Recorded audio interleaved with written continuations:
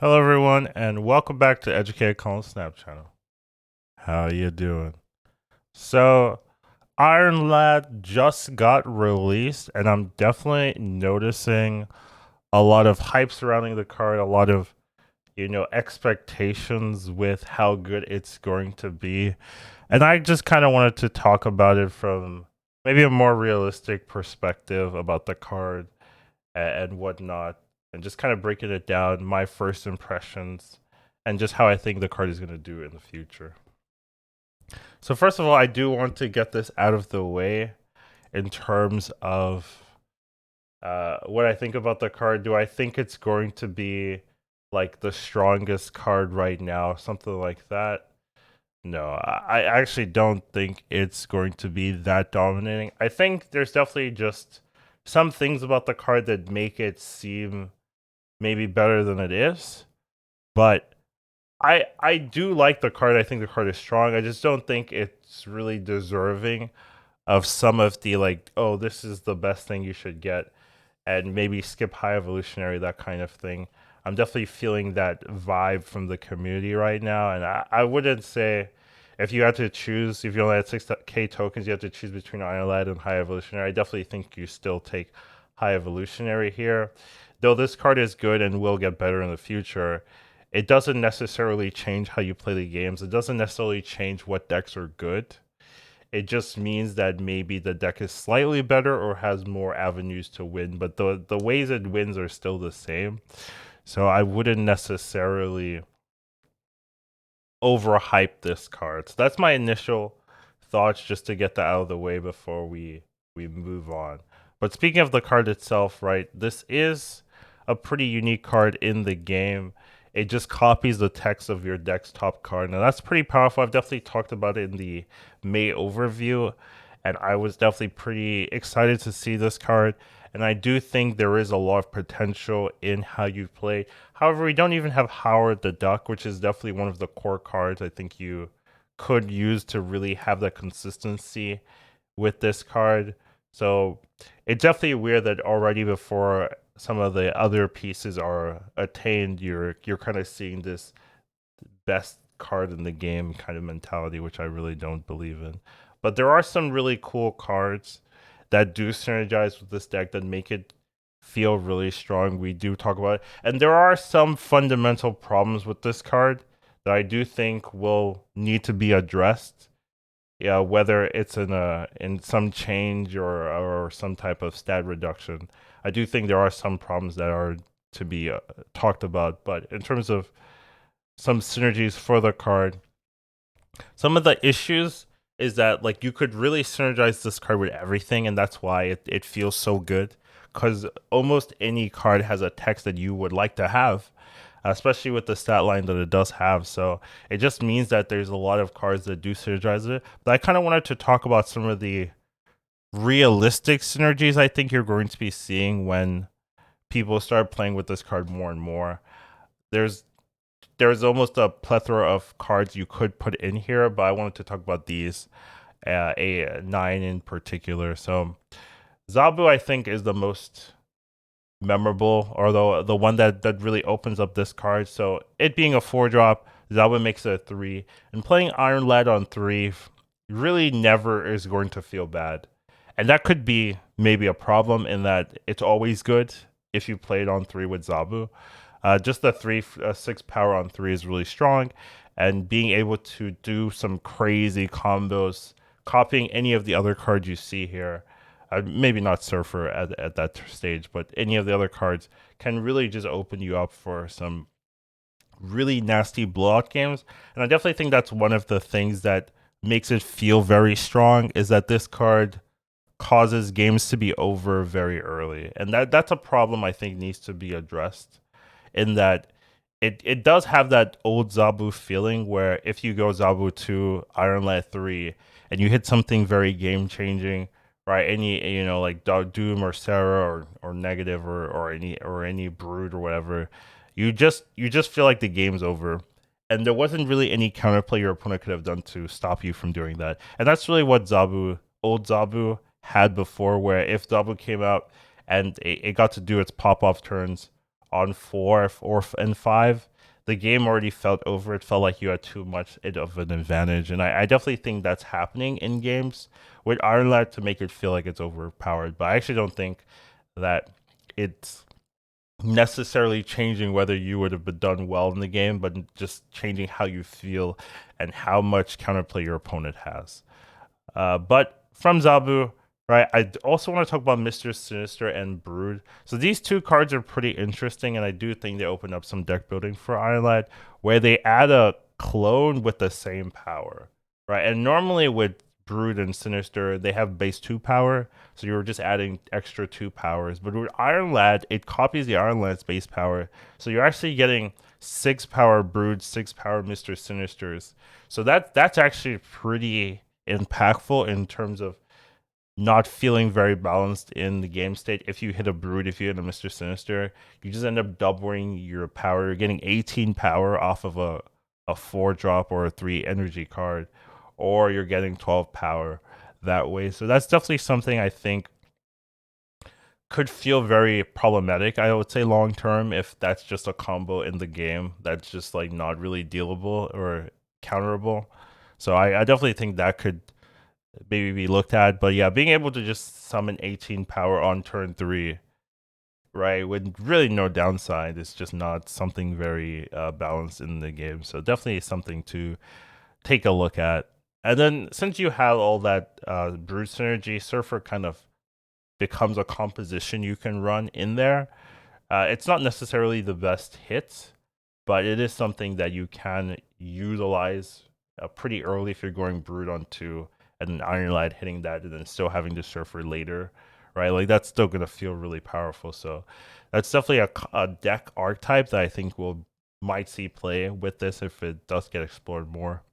And then you have Mr. Negative, right? Mr. Negative always has this issue of coming down too late and being able to get it down a turn early just by guesswork and being able to play a lot of very powerful cards through the nature of Mr. Negative decks means that Iron Lad into negative is just very strong, as well as you getting 6 power base to play negative instead of the -1 power that you're normally required. It's just such a swing that if you do hit that, you've kind of just won already. So that's definitely something to take a look at, as well as negative. If that does happen, the negative also gets adjusted, right? So it also becomes a powerful card to play last turn, which is something that you couldn't do before with the negative deck. So definitely an archetype that can see some revitalization from the Iron Lad addition. So something I think people should be looking out for. And then here we have the Darkhawk Devil Dinosaur combos. I think Devil Dinosaur Darkhawk are actually just the perfect deck to add in terms of it flows very naturally into the deck state already. So I think that's like the easy addition already. You just put Iron Lad in the deck.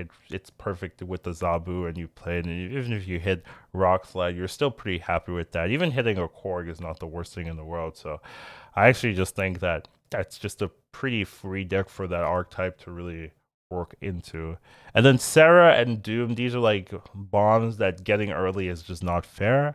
Especially Sarah, if you go Zabu into Iron Lad hits the Sarah, well then on 4 you can play the second Sarah because you know you're going to draw the Sarah afterwards.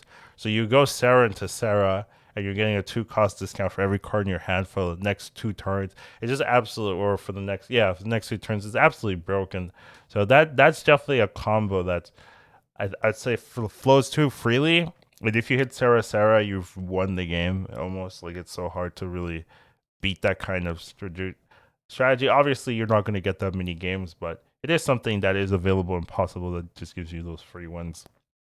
And then Dr. Doom, I just think, is a very clean card. Being able to make a 4-drop that gives you 16 power across the lanes, and you can go into unreachable locations. And then you also have the Dr. Doom for the next turn, so you essentially get double Dr. Doom proc. Is really, really nice.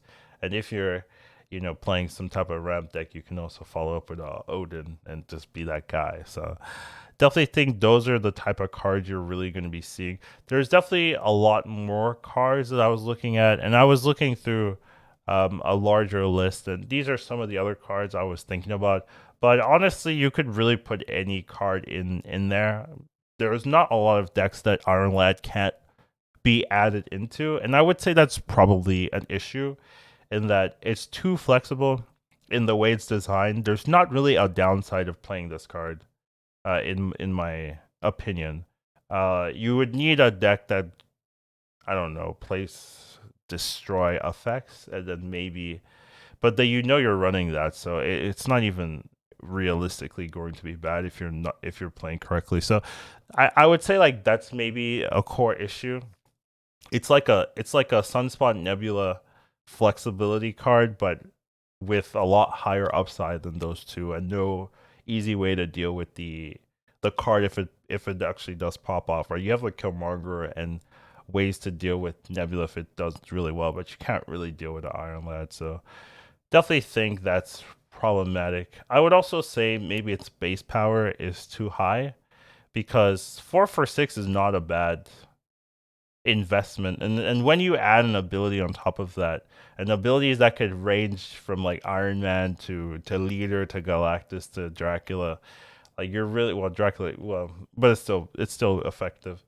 You're giving that the dice is loaded, right, with Iron Lad, where if you have it in your deck, you've built the deck around it, and then the low roll is maybe like a 4 out of 6, and then the high roll is you get an extra dice to play with, and you just like you roll 2 dice, and like you double hit. So it's just a bit too good at base. There's no downside to playing the card in a lot of decks, and I think that's probably something that needs to be addressed. Whether you change the base power or the base energy or something like that, there's really not any realistic, I would say, meaningful downsides to playing this card.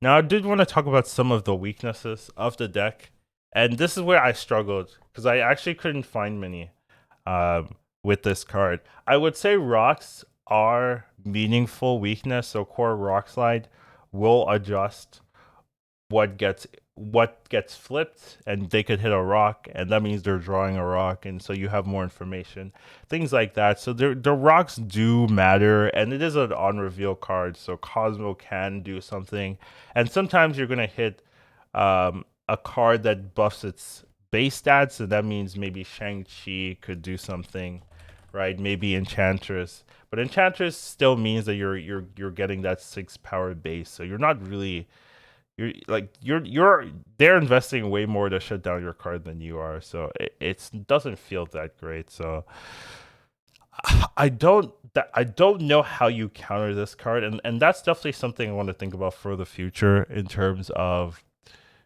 when people really refine the play style of Iron Lad, because right now we have a lot of example decks that people are playing with, but I actually don't think Iron Lad is really doing that much in those decks. I think you could remove Iron Lad in a lot of those decks and still have very similar success. So it's not the Iron Lad doing that much.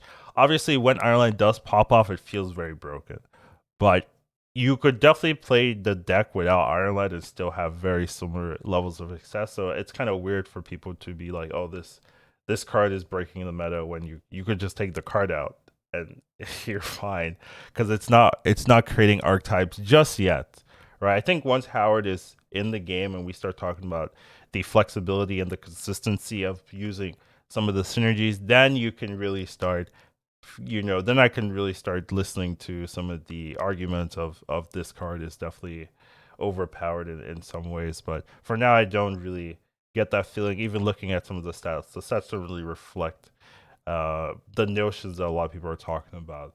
So I will say there isn't any good weaknesses for the card right now in terms of if you go Zabu into Iron Lad and Iron Lad hits Doctor Doom or something hits a negative or anything, you've already won, right? Like there's not really any good ways to counteract that. You can't undo what the lad did. So that's kind of my main concern. Maybe you need to adjust the base power so it doesn't feel so overpowered when it does hit something good. But currently, the way it flows, especially with Zabu, is a little too too free to just put it in and hope it wins you the game. So that's my current concerns. Now I did make some decks or want to talk about some of the decks that people are playing with it, and some of the decks I think actually where it does provide some value besides it being particularly just a good card. So first one we do have, I would say, is the Jeff Stature deck. But I do want to so there's just a lot of good cards in here that make sense. But I do want to say that you could take Iron Lad out and this deck would still perform exceptionally well. I think this is the strongest deck in the game right now anyways. So you're just putting a good card or a playable card in the strongest deck and whoop-de-doo, it's still a strong deck. I actually don't think the Iron Lad is doing that much, and that just goes to show you I think people are overacting a little bit in terms of, oh, just play this in here, play this there. A lot of the other decks, Galactus and stuff, actually don't have that good of a win rate with Iron Lad, because I think people are just ignoring when Iron Lad doesn't do anything or doesn't hit Galactus and stuff like that, or they're playing it in comps where half the cards are dead, right, and half the cards are maybe playable, but half the cards are dead. So half the time you play it is just a 6-drop. I mean, a 4-power card. So that's definitely something I've noticed, especially just looking at people actually play the card. It's like, okay, it's good, but it's not winning you the games, and the decks that are winning are already good decks. So it's not doing anything. It's not creating any new archetypes, and that's really what I want to talk about. Now, the next one we do have here is a Dino deck. So this one's definitely Darkhawk Dino. I do think Iron Lad does just fit here in a deck like this because there's not really any bad hits in here. You could argue maybe Nebula or something, but if you get Nebula on 3 with Iron Lad's effect, like that's still some pressure there. And as long as you're paying attention, right, like a lot of the hits are just good cards. So being able to turn 6, do something like double 3 with an Iron Lad, or go Doctor Doom, something like that. I think there's just a lot of flexibility with Iron Lad to be another win condition, because usually you only have 2 win conditions with the Darkhawk Dino and then Mystique combo. But now you get the Iron Lad to be that extra tool to use, and then you can protect it with the Cosmo if you need that in the late game or something like that, in case you're thinking they're going to Enchantress you or Shang-Chi or something like that. So there's definitely a lot of usability in this type of deck, and I think this is definitely the type of style you want to be creating with Iron Lad, where it doesn't need to be there, but if you do get to play it, it's just an extra tool to win the game with. And I definitely like decks like this. Next up we have is Patriot. I think Patriot actually has a lot of good synergies with Iron Lad. So we did talk about Brood and Mr. Sinister. You can put both of them in a Patriot deck and have that be pretty good, as well as hitting Patriot with Iron Lad is not bad, right? You're getting a